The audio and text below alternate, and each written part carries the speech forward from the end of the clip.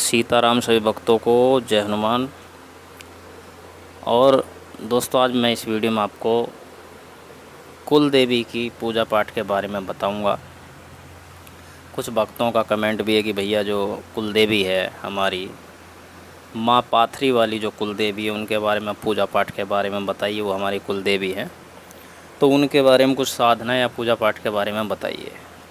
तो मैं आज जो भी कुल देवी होती हैं, जिनके घर की भी कोई भी कुल देवी हो या कुल देवता हो आपके, उनकी पूजा पाठ कैसे करें, बहुत ही साधारण विधि से आपको बताऊंगा। बहुत ही सरल विधि इसमें मैं आपको बताऊंगा, आसान विधि जो आप आसानी से आप उनकी पूजा पाठ कर सकें, उनकी साधना वगैरह कर सकें। कोई भी आपकी कुल देवी है, माँ पाथरी वाली हो, माँ काली हो, माँ दुर्गा हो, या कोई भी आपकी कुल देवी है, तो आप किस तरीके से उनकी पूजा पाठ करें और क्यों पूजा पाठ उनकी करनी चाहिए कुल देवी की, मैं इसमें कुल देवी के बारे में बहुत सी चीज़ें आपको बताऊंगा।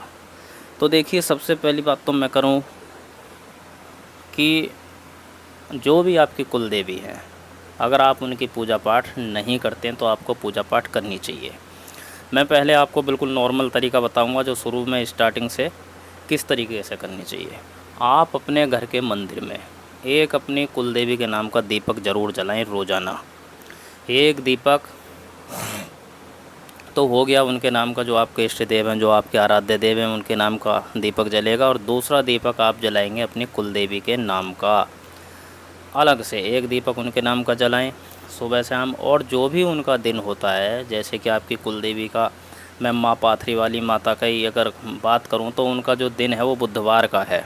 तो बुधवार के दिन उनको आप घर पे अग्यारी पर जो अंगारी होती है उस पर भोग प्रसाद भी दे सकते हैं उनको, जो भी उनका भोग प्रसाद दिया जाता है। बस इतना आप ध्यान रखें कि जो घर पर अपने कुल देवी देवताओं को जो भोग प्रसाद दिया जाता है या देवी देवताओं को, शुद्ध और सात्विक भोग प्रसाद ही देना चाहिए। आप क्या खाते हैं क्या नहीं खाते, आप क्या पीते हैं, उससे मेरा कोई मतलब नहीं है। वो आप जाने आपको क्या खाना है क्या नहीं खाना, क्या अच्छा है क्या बुरा है, आप अच्छी तरह से जानते हैं, ठीक है जी। लेकिन जो आप अपने कुल देवी देवताओं को भोग प्रसाद दें घर पे, वो शुद्ध सात्विक मीठा प्रसाद ही आप उनको दें।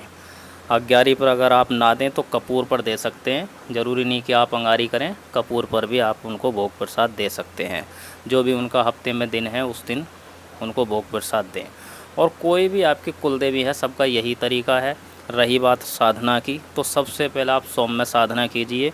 सौम्य साधना कैसे, जैसे आप 7 दिन की साधना या 11 दिन की साधना करना चाहते हैं तो उसमें क्या होता है, सबसे पहले संकल्प लिया जाता है और ये देखा जाता है हम किस लिए कर रहे हैं।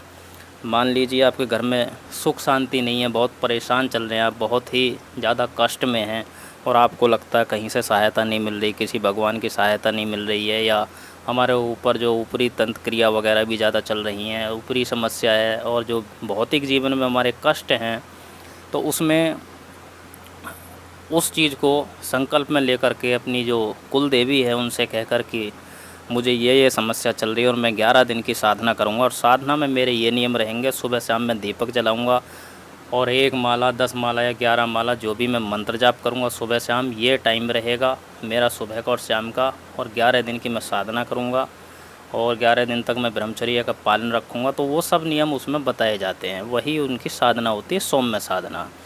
दूसरी बात मैं बताऊँ, कुल देवी देवता की साधना करने में इंसान को बिल्कुल भी नहीं हिचकना चाहिए। क्यों? क्योंकि जो कुल देवी होती है वो हमारी माता होती है। कुल देवी कुल देवता का हमारे अंदर तत्व होता है, पहले से ही मौजूद होता है उनका तत्व, क्योंकि उनकी कृपा हमारे ऊपर होती है, हमारे कुल पे होती है। वो बहुत ही लंबे समय से हमारे कुल में पूजित हैं, यानी पूजते हुए चले आए हैं वो।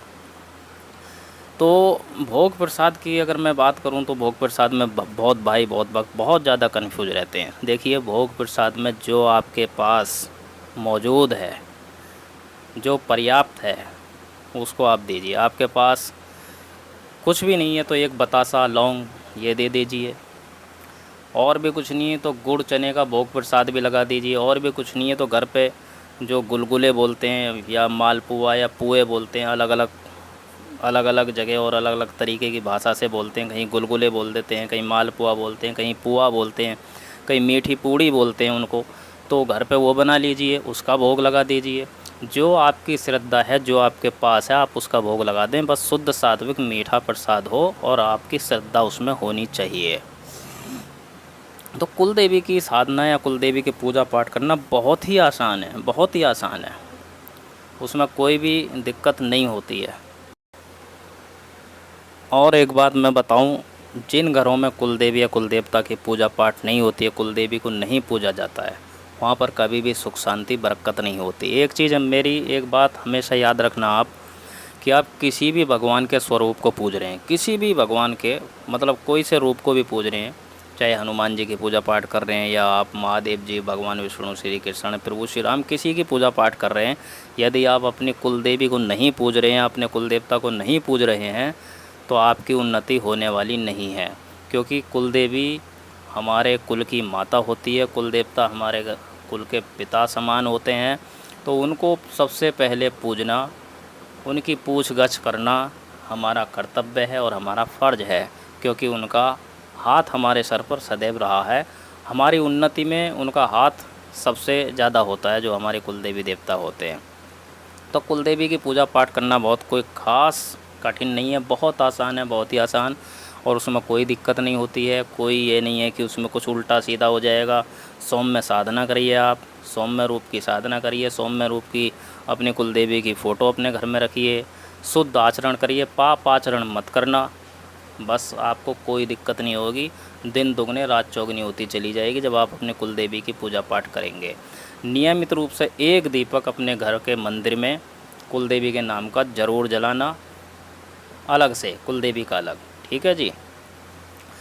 तो वैसे मैंने बहुत कुछ इसमें कुल देवी के बारे में बता दिया है, वीडियो बहुत लंबी हो जाएगी। बाकी अगर फिर भी कुछ रह गया तो आप कमेंट करना, मैं उस पर और वीडियो बना दूँगा। तो बोलिए जय श्री सीताराम, जय हनुमान, जय माता की।